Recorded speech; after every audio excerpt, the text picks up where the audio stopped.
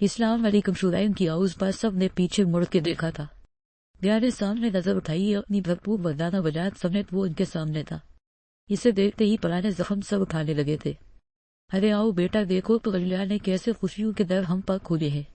تائی یہاں کی خوشی سے بھرپور آواز نے بیا کو نظریں جھکانے پر مجبور کیا تھا، جبکہ شرائن بھی ان کی بات کے سیاق و اسباق سے مکمل آگاہ تھا۔ ڈاکٹر نے کب تک دستاویز کا بولا ہے؟ وہ رشنا بیگم کو دیکھ کے بولا تھا۔ دراصل وہ ان کے ایکسپریشن دیکھنا چاہ رہا تھا۔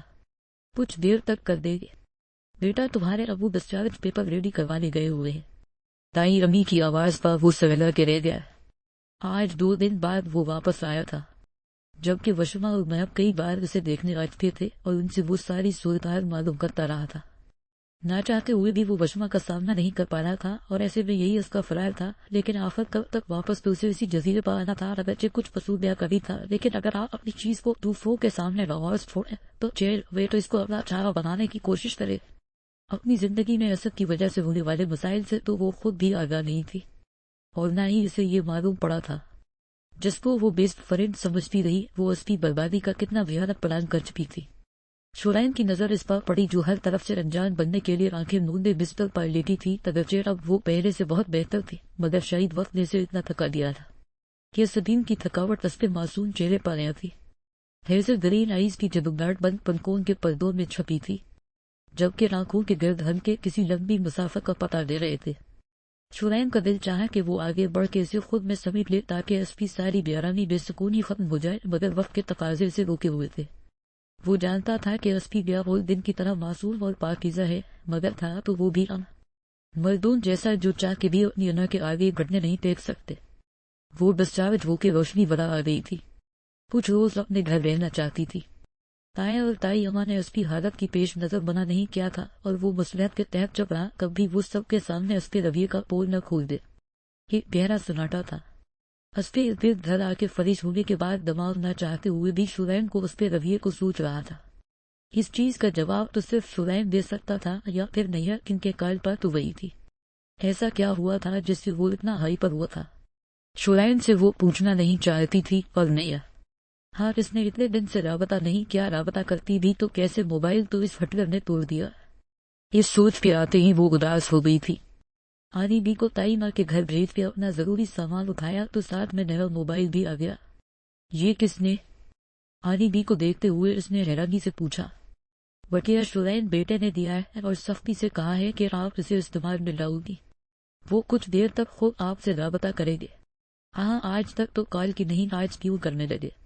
اور میں کیوں استعمال نہیں کروں گی بھائی، جب توڑا ہے تو لے کے بھی انہیں نے دینا تھا۔ گھٹائی سے سوچتے ہوئے نیا کا نمبر سرچ کرنے لگی، پر سارے کنٹیکٹ چیک لسٹ کیے کہیں بھی نیا کا نمبر نہیں تھا، اور اس کا حافظہ اتنا تیز نہیں تھا کہ وہ نمبر یاد رکھتے۔ پتہ نہیں کیسے گم ہو گیا، شاید سم نے نہیں موبائل میں شروع تھا۔ اللہ کرے تمہارا سر ٹوٹ جائے شرائن، یہاں تمہارے سارے دوستوں کے کنٹیکٹ گم ہو جائیں، اپنے بیسٹ فرینڈ کی شکل دیکھنے کو ترسو۔ انجانے میں وہ اس کے دوستوں کو بدلائے دینا شروع ہو چکی تھی۔ اسے کچھ بھی سمجھ نہیں آ رہا تھا کہ وہ کیا کرے، کیونکہ موبائل میں اس کی واحد ایکٹیویٹی نہیں رہی تھی۔ اب تو جب یوری جانا ہوگا تبھی اس کا نمبر لے سکوں گی۔ افسردہ ہوتے موبائل کو سائڈ پر پھینکا تبھی اپنی بے قدری پر چیخ اٹھا تھا، نہیں بلکہ حسبن کارن آ رہا تھا، اور ساتھ میں چھوٹا سا ہارٹ بنا ہوا بیا کے دماغ پر لگی، مطلب کہ کچھ بھی نہ، یہ کیا بات ہوئی؟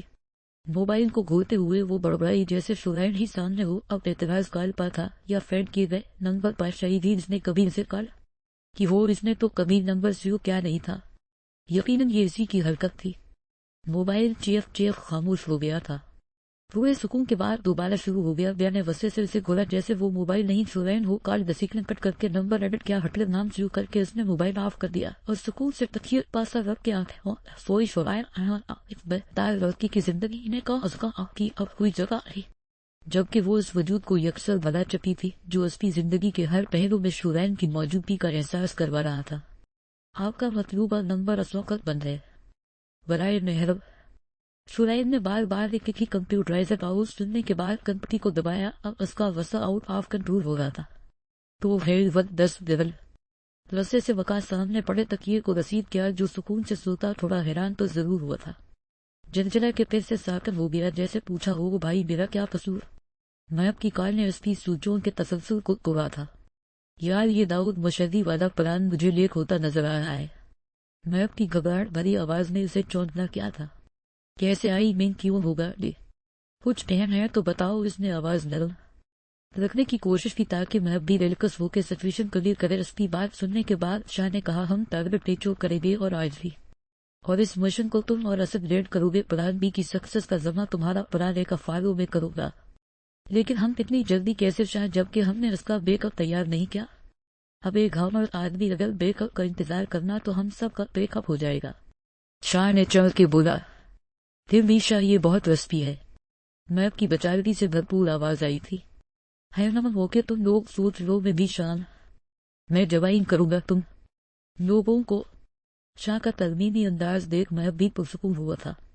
سب سے پہلے تو مجھے ان محترمہ کے ہوش ٹھکانے لگانے چاہیے۔ تصور میں اس پہ پرسکون اور اپنے برباد سکون کو دیکھتے اس نے سوچا۔ چچی سے ملنے کے بعد اسکا پوچھا۔ تھوڑی دیر ان کے پاس بیٹھنے کے بعد وہ بیا کے روم کی طرف آیا تھا، جہاں وہ محترمہ دنیا جہاں کے غم بھلے خواب خربوش کے مزے لے رہی تھی۔ کرٹنز نیچے گرے ہونے وجہ سے دن میں بھی رات کا سما تھا۔ وہ اسے آنکھوں کے راستے دن میں اتارتا اپنی متاع حیات کے قریب ہی براجمان ہوا تھا۔ دھند گہرے بالوں کی لٹ اپنی انگلی سے لپٹائے بچوں کی طرح کھیلنے میں مصروف ہو گیا۔ انجانے میں وہ بیا کے ساتھ بہت برا کر چکا تھا۔ میں اپنی ہر غلطی کا ازالہ کر دوں گا بیا، بس کبھی اپنے شرائم سے بدگمان نہ ہونا۔ بہت دکھ ہوتا ہے اس بدگمانی کا، گناہ کو شہید خدا بھی معاف نہ کرے۔ اس کے نازک ہاتھوں کو اپنے لبوں سے لگائے اس سے مخاطب ہوا تھا، جبکہ وہ تو بہت پہلے ہی اسے بدگمانیوں کے سمندر میں دھکیل چکا تھا۔ وہ نڈھال سا اس پہ برابر لیٹا اس پہ ایک نقوش کو تک رہا تھا۔ جڑی گیا کا ہاتھ اس پہ سینے پر آپڑا تھا۔ وہ چونکتے ہوا تھوڑا سا مسکرایا تھا۔ یہ لڑکی اس پہ نرم و نازک ہاتھوں کو اپنی مضبوط گرفت میں احتیاط سے تھاما۔ زندگی اگر جدا نہ کرے تو یہ وعدہ ہے، تم سے بیا جیتے جی یہ ہاتھ کبھی نہیں نرم ہوگا۔ پریوں کے دیس میں بون بیا سے وہ مخاطب تھا جو اس کا کوئی عہد سن ہی نہیں رہی تھی۔ سردی سے بچنے کو وہ مزید اس پہ نزدیک ہوئی۔ شورائم نے جھک کے اس پہ ٹھنڈے ماتھے پر اپنے لب رکھے اور اپنے سینے پر پڑے اس پہ ہاتھ پر اپنا ہاتھ رکھتے ہیں آنکھیں بند کر لیں، اور کچھ دیر بعد وہ بھی اس پہ برابر اپنی تھکن اتار رہا تھا۔ دگیز دگیز دگیز محب یہ شاہ بھائی اور بیا کی کیا سٹوری ہے؟ وشما نے ڈویژن ٹیبل کے سامنے کھڑے ہو کر اپنے بال سلجھاتے پوچھا۔ ہر نمن وہی ہے جو وشما اور محب کی ہے۔ بازو سینے پر باندھے وہ اس کے سامنے کھڑا ہو گیا تھا۔ وہ کیا کر رہے ہو؟ ہٹو سامنے سے، وشما نے آئی لین اٹھائی اسے آنکھیں دکھائے۔ کیا ضرورت ہے یار اس سب کی؟ تم تو ویسے ہی سادگی میں غضب ڈھاتی ہو۔ محب نے شرارتی انداز اپنائے اسے چیڑا تھا، جبکہ وشما اس کی شرارت سمجھے بغیر برش کرنے لگی تھی۔ اف یار، اگر تم نے یہ لال ٹماٹر چیکس کرنے ہیں نہ تو میں بتا رہا پروبیان کینسر کون کافر پبلک میں اپنی سبھی بیوی کے لیے ترستا رہے گا، اس لیے بہتر ہے ہم ڈر رہے ہیں۔ اسے دونوں بازو سے پکڑے اپنے سامنے کھڑا کیا تھا۔ وہاں پاگل ہوئے ہو کیا؟ میں مجھے تیار ہونے دو، وہاں سب آرمڈ آفیسرز وائف ہی دیکھنا کیسے شاندار بن کے آتی ہے، اور یہ سبھی سوتیری کیا ہوتا؟ بیوی بھی کوئی سوتیری ہوتی؟ مسٹر کیپٹن آخر میں اسے اس کے ہاتھ سے آئی نام لینے لگے، جو اس نے آہستہ آہستہ پیچھے کر دیا، اور ہاتھ پکڑنے کے چکر میں وہ اس پہ سینے سے ڈال دی تھی۔ یہ ہوتی ہے سگی بیوی جو وقت کے تقاضوں کو سمجھتے ہوئے خود شوہر کے پاس آ جائے۔ میں اپنے شرارت سے کہتے ہوئے اس کے ہونٹوں کو فوکس کیا، جبکہ وہ بس آنکھیں ہی دکھا سکتی تھی۔ اس کی بیبسی کا لطف لیتے وہ کہہ رکھا تھا۔ دروازے پر ہونے والی دستک سے وہ دونوں واپس دنیا میں لوٹے تھے۔ کیا یار یہ ظالم سماج لوگ اونچی ڈھائیاں دیتا اسے جلدی سے چھوڑا تھا، جبکہ بیا اپنی قرینے سے لگائی گئی لب استک کو بلائمٹ ہوتے دیکھ رستے سے بھری کھڑی تھی۔ بوقتاً رومانس۔ دروازے پر نوکرانی نے انہیں سرمائی بیگم کا پیغام دیا کہ وہ انہیں نیچے بلا رہی ہیں۔ 2 منٹ ہے، تمہارے پاس ریڈی ہو کے نیچے آؤ ورنہ مزید نقصان کی ذمہ آپ خود ہوں گی۔ اسے آنکھ مارتے وہ نیچے کو بھاگا تھا، جبکہ اسے پھر سے ریڈی ہونے پر غصہ آنے لگا تھا۔ میب کے دوست نے دین پروموشن پر ایک پارٹی کا انعقاد کیا تھا، جبکہ وشما تو رہی ہی ہمیشہ سے پارٹیز کی دلدادہ رہی تھی۔ پورے راستے وہ منہ بنائے بیٹھی رہی تھی۔ میب نے ہر طرح سے منانے کی کوشش کی پر نہ وہ اسے ریسٹورنٹ لے آیا تھا، جبکہ وہ حیران تھی کہ اسے یہاں کیوں لے آیا تھا۔ کہاں جا رہی ہو؟ دیکھے چتونوں سے گھورتے پوچھا۔ آپ کو کیا جہاں جاؤں کا اس کا؟ آپ کی زندگی آپ کے گھر سے تو باہر آتی ہو، نہ تلف لہجے میں کہتے اپنا آپ چھڑانے لگی تھی۔ جانتی ہو نہ شورائن احمد کی پناہوں سے نکلنا اتنا آسان نہیں، تو پھر سوچ بھی کیسے لیا اسے چھوڑ کر جانے کا۔ بیٹھی ہوئی بیا کی گود میں سر رکھتے ہوئے وہ بولا تھا، جبکہ وہ اس کے انداز پر حیران تھی۔ کل کیسے اسے اپنے گھر سے بے دخل کیا تھا، اور آج پیار جتاتے انداز وہ ایک جھٹکے سے اٹھی تھی۔ میں وہی ہوں، شعیب احمد، جو کل تک بدکردار تھی، جسے بدکاری کے لیے آپ کا دوست ملا تھا۔ کل تک تو آپ میری شکل دیکھنا نہیں چاہتے تھے، ایک ہی دن میں یہ کایا پلٹ کیسے؟ رستے سے اس کے بڑھتے ہاتھوں کو جھٹکتی وہاں سے جانے لگی جب شعیب نے بھاگ کے اس کا راستہ روکا تھا۔ ایسے کیسے بیار احمد جو ہے؟ دل نے نکالو، یہ میدان چھوڑ کے بھاگنے کا کیا فائدہ؟ میدان بزدل چھوڑتے ہیں۔ شعیب احمد نہ انہیں بزدل ہو نہ خائن، اصلی میں کسی قسم کی کوئی وضاحت نہیں دینا چاہتی، ہر درجہ ہٹلے انداز میں کہتی وہ اسے کہیں سے بھی اپنی بیاہ نہیں لگ رہی تھی۔ دیکھو بیاہ، میں تمہیں ہر چیز کی وضاحت کر دوں گا، تم ایک بار آرام سے میری بات سن لو، ساری کنفیوژن وجہ دور ہو جائے گی۔ مجھے آپ سے کوئی معاملات قبول نہیں کرنے، ہاتھ جوڑتی ہوں، مجھے میرے حال پر چھوڑ دے، اپنی زبردستی کا انجام دیکھ چکے ہیں۔ نہ یہ میرا ظرف ہے کہ میں نے سمجھوتا کر لیا، ورنہ اس بچے کو اس دنیا میں آنے سے پہلے ختم کر دوں گی، صفاقی سے کہتی وہ اسے ہکا بکا کر رہی تھی۔ تم ایسا کچھ نہیں کرو گی، آئی سمجھ؟ آج پہلی بار وہ نئے آنے والے وجود کو ڈسکس کرے تھے، وہ لمحہ جو مرد کو باپ کے عہدے پر فائز کر دیتا ہے اور عورت کو ماں کے، جو باپ کو رحمت کا درجہ دے جاتا ہے تو ماں کو جنت کا، مگر ان دونوں کی زندگی میں یہ لمحے اچانک آئے تھے۔ اصلی وہ اس نئے رشتے کو چاہ کے بھی محسوس نہیں کر سکتے تھے۔ اگر شاہ نے کیا تھا تو بیاہ ابھی بچپنے میں جینا چاہ رہی تھی، اتنی بڑی ذمہ کے لیے وہ خود کو بھی قابل نہیں سمجھ رہی تھی۔ دونوں کے درمیان خاموشی تھی۔ شعیب کو اس پہ الفاظ نے بہت ہرٹ کیا تھا، مگر وہ خود بھی تو اس کی ذات کا مجرم تھا۔ عورت سب کچھ سہل کر سکتی مگر بدکرداری کا تانا نہیں۔